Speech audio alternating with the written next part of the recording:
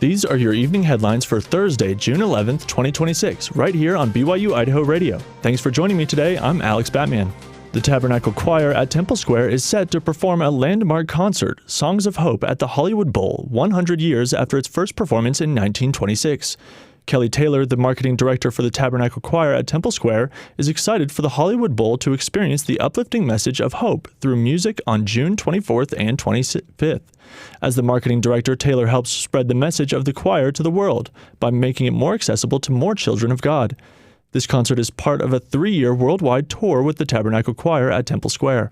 And what we've been doing throughout the world is packaging up what the choir offers, which is missionaries testifying right through music and through song, which allows the Spirit to work with people on where they're at and where they're at in their lives, and helping them find peace and answers and a connection to the divine.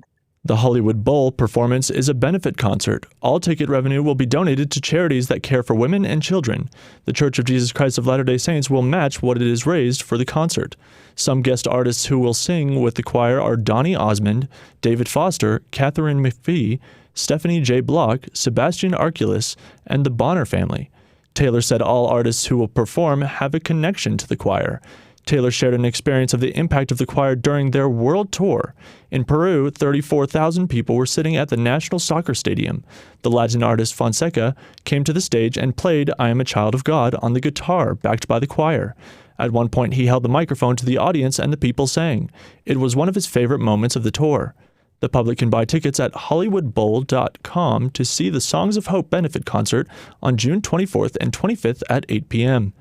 BYU-Idaho will also have a watch party on June 26th at 7 p.m. at the BYU-Idaho Stadium. It's free to attend, and there will be food trucks starting at 6 p.m. The first 2,500 people to attend will get free vouchers to the food trucks.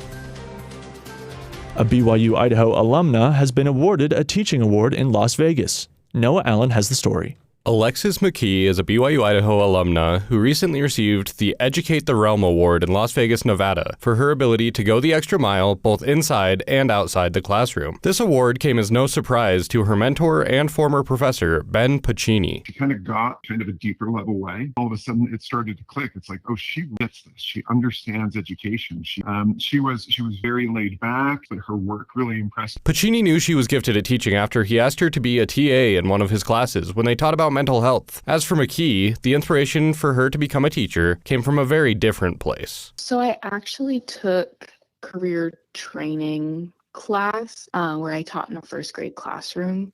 That was really when I was first confident in my decision to go into education. McKee looked at a lot of what Pacini did as an inspiration for how she wanted to run her classroom.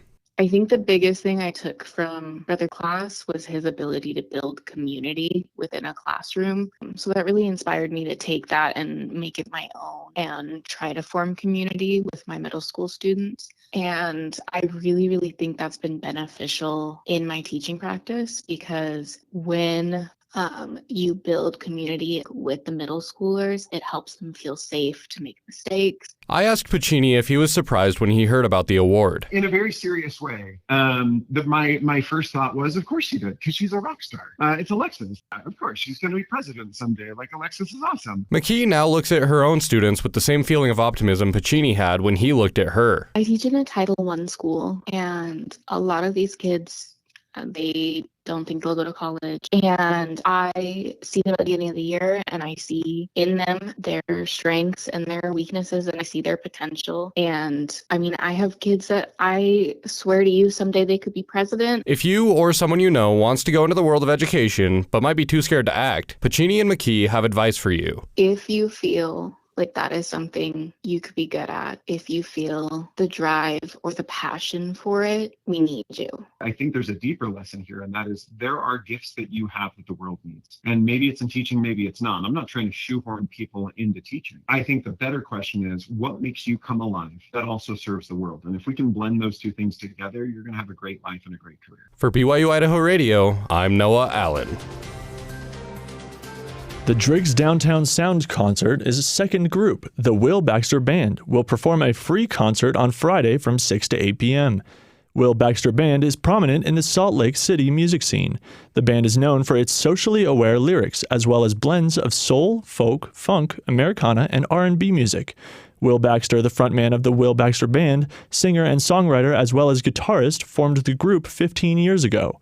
Baxter started pursuing his dream in Salt Lake City when he learned he was having a daughter. In a moment of reflection, he imagined what he could teach her about. I realized that I could teach her through my life and actions that life is about following your dreams and believing in yourself.